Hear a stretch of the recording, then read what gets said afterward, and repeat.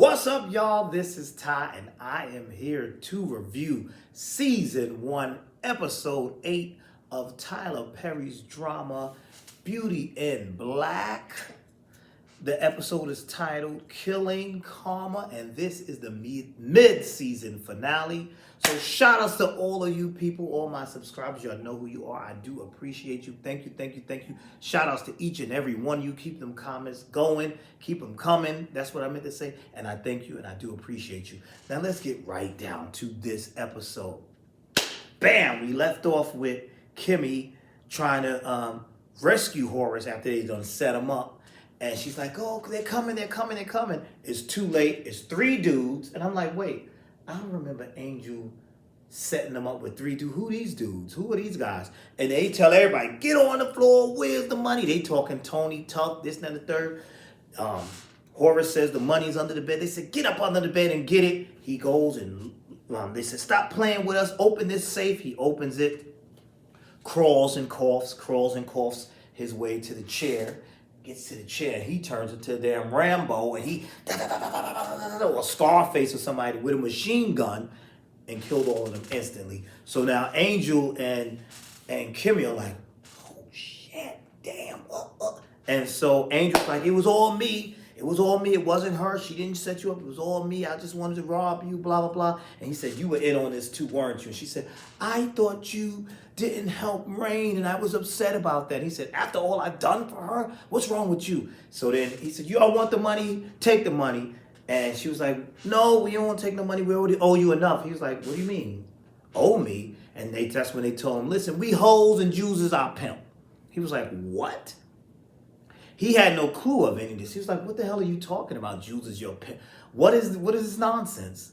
What are you talking about? So he says, you two hoes get up out of here. You ain't never saw me. But they did. They told him everything. They said, listen, it was some judge that got us off, and he's been blackmailing us, and we're in debt to Jules. So that's like something that's new to Horace. Horace is like, hold up.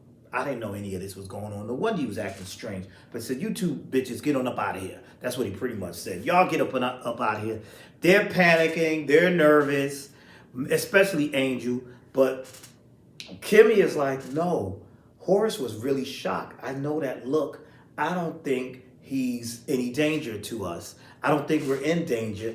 I don't think Jules is going to kill us, because Angel's like, listen, he let us go so that Jules and them could kill us. She said, listen, Body hasn't called me. Jules hasn't called me. We're good. As she's saying that, the phone rings and they want her to go. It's Rain saying, come visit me. And he's like, oh, wow, we got it. She said, no, we're going over there to Rain. We're going to go visit Rain.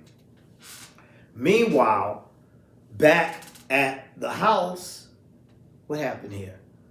What's going on here? Mallory is at the house getting ready for bed, and who comes easing in there but Calvin? He's like, listen, sweetheart. And this is what he tells her. He says, look. He ain't do that. Excuse me, y'all. My hair getting on my nerve. He says, look. I done had you in the car. I done had you in the elevator. It's time to have you in the bed. She was like, what are you doing, this, that, and the third? And she's like, listen, go back to your quarters. Don't ever come down here. She said, Roy ain't here. Roy ain't here. He's getting bold, but he told her, you see how hard I am? I've been hard like that ever since I first started working here. I said, wow, okay. So then he wants to get it on with her, and then he starts, kissing on her. Then his phone rings, and it is Jules. Jules calls him because they got to go over here to Horace's. So she tells him, she says, listen, let me tell you something, Calvin. You betray me, I'm deadly. I will shoot you in the back of the head. He said, ooh, I love you too. So I guess these two, this is their relationship now. Now, Jules and Calvin arrive at Horace's spot. Horace is like, yeah, I need y'all to clean this mess up. And so Jules is asking questions. You sure the lady of the houses didn't have anything to do with this? And he's like, no, she didn't. He's covering for Kimmy and all of them, and he's trying to see what they're going to say. And then he says, there's no phones. And he said, Horace said, that phone right there, that's one of theirs. So they checking for text messages, and then they find a business card that says "Be Safe," and then they go, "Oh, that's the same name that's on the safe." And he says, "I think the company the Be Safe company that you bought the safe from and had installed, they're trying to rob you." And then what made me laugh was Jules says to him, "Did the neighbors hear?" "Oh no, no one heard anything." Where's the next house? If they didn't hear a machine gun go off. They didn't hear that. Must be some deaf damn neighbors, or they must live real far. He said, "No, because we didn't get no police calls or anything from the inside, so no, ain't nobody." I was like, "Yeah, okay. If you say so, all right." Meanwhile, while that's going on, you got Roy high and drunk going to the liquor store and all that. He's going to meet Lena, the lawyer who's suing them, and he goes and meets manages to get away from security, and he goes and meets her, and he's trying to have sex with her and also trying to bribe her into taking a job so that she can stop suing the company, which we know that's not going to work. But then Jules calls Mallory and tells Mallory, and Mallory finds out, so she gets dressed and she comes down there. And when she gets down there, while Roy's having this ridiculous conversation with Lena, she's like, "I need you to leave." He says no. She picks up the phone, presses a few buttons, some alarm goes off, and the whole restaurant clears out. The Moxie, they all just clear out. I'm like, "Oh, okay." They just all at the same time just up and left. He's still sitting there. He said, "I ain't going nowhere." She said, "There's 3 dudes outside. Don't make them come in here." So he finally gets up and leaves. Now she's having a conversation with Lena, and she's telling Lena, she offers Lena a job. Lena's like, "I can't be bought. Y'all need to get out of my face with this. And is this part of the plan? You bring him in here and then you come in here. Was this a setup?" And all this other foolishness. So that was interesting. Then we go to Horace at home, and Horace decides that he's like, "What's going on here? What's going on?" He says there's some noise coming, and was there an accident, something on the back row? He tells his butler to go check that out. After he tells the butler to go check that out, he says, "I need to make a phone call." He calls and makes his call with that judge. That's the judge that Kimmy mentioned. He says, the judge seemed a little nervous too. He said, I need to talk to you. I know it's late. We need to meet about 6 a.m. He said, "That's in a few hours." Horace was like, "Is that a problem?" "Oh, no. I'll meet you." So I said, that's going to be interesting, because Horace is putting 2 and 2 together like, what's going on here? What is up? Something is truly up. Meanwhile, Kimmy and Angel, they pay Rain a visit. Rain seems to be doing all right, but Rain is noticing. She's like, "Yo, what have y'all been up to? What's this blood on your shoe?" Talking about Angel's. Angel's still a little bit nervous. She's like, "What's going on?" They have a nice little conversation. She's telling Kimmy how she wants to meet that sugar daddy that rescued her and brought her to this lovely place. And I'm saying to myself, "You don't want to meet him. He don't want nothing you got, sister. He don't want nothing you got. He want Angel." Well, he did want Angel. He don't want him now. Not after trying to rob him. So that was that. So I was like, okay, very interesting stuff here. Very interesting stuff here. And then we have the argument between Roy and Mallory.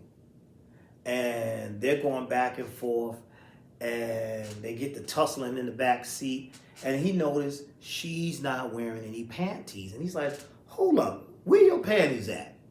You always wear panties." She's like, "Oh, I forgot." He said, "You never forget to wear your underwear." So now he's suspecting who been banging you out. But I'm like, how are you upset when you've been cheating on her this whole time anyway? So why does it matter? But he was like, who been banging you out? That's what he wants to know from her. Like, what's going on with you? And I'm like, okay. Interesting stuff here. Then